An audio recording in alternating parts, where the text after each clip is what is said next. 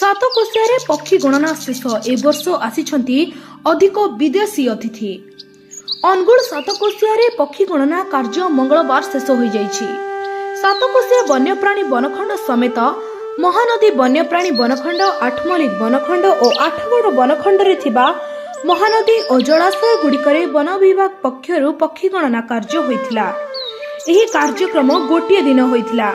एथिरे तालीम प्राप्त वन कर्मचारी माने अंशग्रहण करथिले। एथिपाई मोट 15टी टीम गठन होइथिला। गोटिए दिन रे महानदी गंडरे 22 किमी सह समस्त अंचल मिसाई प्राय 40 किमी रु ऊर्ध्व अंचल रे एही पक्षी गणना होइथिला। पक्षी को गणिबा पाई स्वतंत्र कैमेरा और बायनाकुलर व्यवहार करा जायतिला। तेबे 15टी दल टिकरपड़ारू बालीपुट उत्तर पार्श्व, कटरंग घाटरू बालीपुट, बालीपुट ठारू चक्रगड़, हरभंगा ठारू अयडा, मोरडा ठारू कुतुरी, बेलपुंजी मठ, शिशु पथर डैम, बिनिकेरू पतका प्रभृति अंचल रे पक्षी गणना करथिले।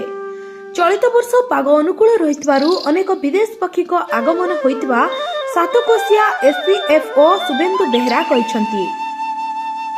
Angul Sudhakar Sahu report, Odisha Odia news.